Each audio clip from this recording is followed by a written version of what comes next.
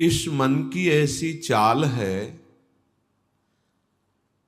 कि जरा सा असावधान साधक हुआ कि लक्ष्य से भ्रष्ट कर देता है। फिर यही मन निरुत्साहित कर देता है, विक्षिप्त कर देता है। इसी के कथनानुसार चले तो इसी ने भ्रष्ट कर दिया। भ्रष्ट का तात्पर्य होता है जो हम लक्ष्य पे चढ़ रहे हैं उससे नीचे गिर जाना। हमारा लक्ष्य है प्रभु की प्राप्ति, जितेंद्रियता, लेकिन ये मन कई तरह से हमें भ्रष्ट करता है। यदि हमारा किसी से कभी कैसा भी संबंध है, कभी ये प्रियता से भ्रष्ट करता है, कभी भय से भ्रष्ट करता है। सामने वाला प्रतिकूल न हो जाए, बहुत ये सावधानी की जरूरत है। ये कभी भय करके, कभी प्रियता दिखा करके प्रियालाल से विमुख मार्ग का अनुसरण करता है। फिर ये इतना जलाता है, इसी ने भ्रष्ट किया, इसी ने मार्ग से गिराया, और यही इतना जलाता है कि फिर निरुत्साहित कर देता है, भगवत मार्ग में चलने लायक नहीं रखता है। बहुत कृपा पात्र और सुजान उपासक वही है जो इस दुष्ट की दुष्टता को पहचानता रहे। बाहर कोई शत्रु नहीं है, बाहर कोई हमारा कुछ नहीं बिगाड़ सकता। हमारा बिगाड़ने के लिए पर्याप्त है हमारा मन।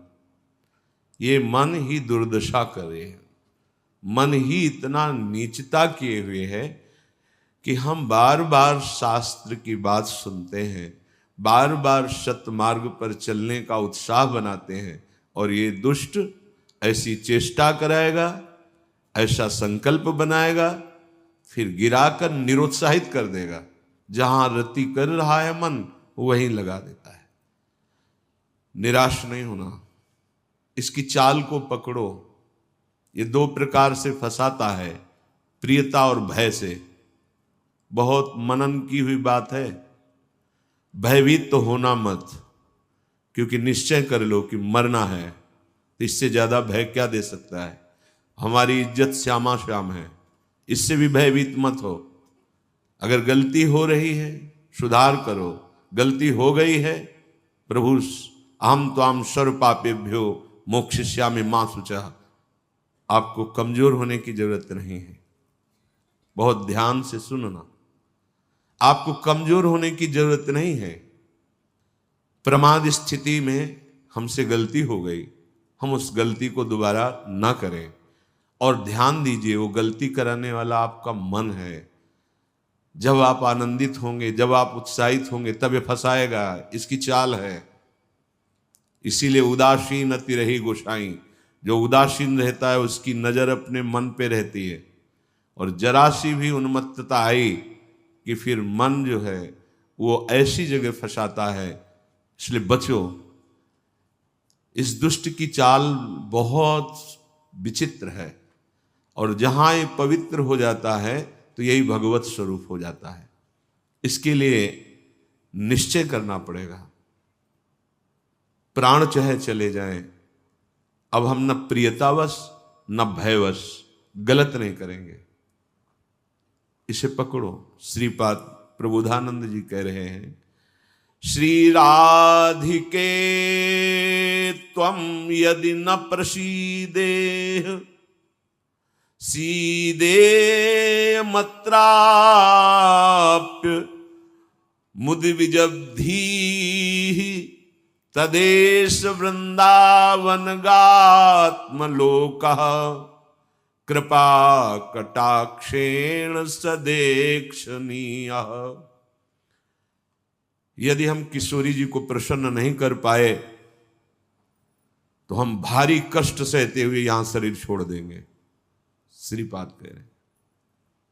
देखो, भगवत प्राप्ति करनी है तो बात समझना होगा। हम ये अंदर की बात कह रहे हैं, बहुत अंदर की पढ़ी हुई बात कर रहे हैं, यहां के रजिस्टर की पढ़ी हुई बात कर रहे हैं। ये बहुत दुष्ट मन है, बहुत दुष्ट। पूरे जीवन इस पर विश्वास न करें। यहां की पढ़ी बात कह रहे हैं।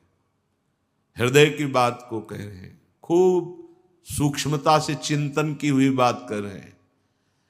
भक्ति के आनंद का जहां उल्लास प्रकट होता है वहीं खसक जाता है, बचा के निकलता है और प्रियता या भय दिखा करके फंसा देता है। मत भयभीत होना, इससे बिगाड़ तुझे जो कुछ बिगाड़ना है। जो कुछ अब हो, अब गलत नहीं करेंगे, भयभीत मत होना। और प्रियता तो है ही नहीं, कौन प्यार करता है? प्रियता तो है ही नहीं। ये केवल प्रियता का भाव दिखाकर हमें परम प्रियाजू से बिलक करना चाहता है। इतने बड़े महापुरुष जो ब्रह्मबोध संपन्न है, बहुत बड़ी स्थिति होती है ब्रह्मबोध, कोई साधारण बात नहीं है। वो जब इस प्रेम रस मार्ग का रसास्वादन वृंदावन रस का हुआ तो वो उनको थोड़ी जरूरत रह गई अब प्रेम की। ये हमारे लिए श्लोक लिखा हुआ है। महापुरुष जन जो अपने अनुभव वर्णन करते हैं वो हमारे लिए वर्णन करते हैं। कह रहे श्री राधिके त्वम यदि न प्रसीदे, यदि मैं आपको प्रसन्न नहीं कर पाया इस जीवन में, तो कह रहे हैं आप बहुत कष्ट सहते हुए पीड़ित चित्त के द्वारा मैं अपना देहावसान कर दूंगा, देह छोड़ दूंगा, पर आपसे विपरीत आचरण नहीं करूंगा। बस यहां रुकना होगा, यहां पकड़ो, यहां बैठा लो हृदय में बात। इतना बहिर्मुख हो चुका है उपासक कि वो पकड़ ही नहीं पाता है अपने अंदर की कमी को।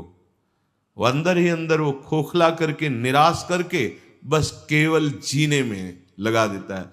खाया पिया सोया खेला कूदा, समय कट रहा है, बढ़िया है। नहीं भाई, ये बहुत दुष्ट है मन। बार बार इसलिए कह रहे इस पर कभी विश्वास न करो। जब तक शरीर का होश है तब तक सबसे बड़ा दुश्मन हमारा मन है, दूसरा कोई दुश्मन नहीं। इस दुश्मन को देखते रहिए। ये 5 ज्ञानेंद्रियों को साथ लेकर हर समय हमारे पतन का प्लान करता रहता है, पतन का संकल्प बनाता रहता है। ये बहुत नीच उतर गया है। इसे उच्च चढ़ाने के लिए जो नाम, जो मंत्र, जो आश्रय है, उसको इस कोट से लेना होगा कि यदि आप प्रसन्न नहीं हुई लाडली जी, तो भयानक पीड़ा और कष्ट सहते हुए जानबूझकर हम अपना शरीर यहां छोड़ देंगे आपके धाम में, पर आपके विपरीत आचरण नहीं करेंगे। प्रतिकूलस्य वर्जनम। श्री वृंदावन में हमें आपका कृपा कटाक्ष चाहिए, आपका साक्षात्कार चाहिए, आपकी प्रसन्नता चाहिए। नहीं तो अपने जीवन को कष्टमय रखते हुए यहां प्राण त्याग देंगे। भाव समझो, जब इतना दृढ़ निश्चय हो जाएगा तो कोई हमें परास्त कर ही नहीं सकता। ये हमारा मन ही हमको परास्त करता है। एक बार नहीं, लाखों बार इसको देखा है। जहां भक्ति का आनंद उल्लसित हुआ ताए निकल पड़ा, क्योंकि देख रहा है असावधान है, इस समय ये आनंदित है, असावधान है, और वो कहीं प्रियता या भय दिखाकर फंसा देता है। अब वो जो आनंद था वो गुप्त हो जाता है। जो एक उल्लास बड़ा था, फिर वो निराशा, फिर हताश। अच्छा उपासक है तो उसको लगने लगता है क्या करूं, जीवन नष्ट कर दूं, ऐसा लगने लगता है, क्योंकि वो लक्ष्य की तरफ बढ़ना चाहता है और मन उसको फुसला करके ऐसे गिरा देता है कि वो निराश होकर देखता है अब क्या करूं, अब कहां जाऊं। पहली बात, निराश नहीं होना है। जिस समय आपकी भक्ति का आनंद उल्लास से युक्त हो, उस समय आपको उदासीन होने की जरूरत है, प्रसन्न होने की नहीं जरूरत है। ये आंतरिक बात कह रहा हूं, सावधानी की। उस समय बिल्कुल निरीक्षण मन के ऊपर ही होनी चाहिए, पूरी दृष्टि, क्योंकि उसी आनंद उल्लास में भागेगा, निकलेगा विषय सेवन के लिए, क्योंकि आपको गिराना है, उसका काम है गिराना। बाहर कोई गिरा नहीं सकता, अंदर से अपना बड़ा भारी शत्रु मन है, यही गिरा रहा है। उदासीनता जिस साधक के जीवन में नहीं, वो आगे नहीं बढ़ पाता है। उल्लसित नहीं होना, अंदर उल्लास, तो पूरी की पूरी एकाग्र दृष्टि मन पर। कहीं हमारा मन उल्लास में के छिद्र से भागकर कहीं फंसाने तो नहीं जा रहा है। हमने देखा है इसको 2 तरह से फंसाता है, एक प्रियता और एक भय। भय मान सम्मान, यश कीर्ति, लोक लज्जा, इसका और प्रियता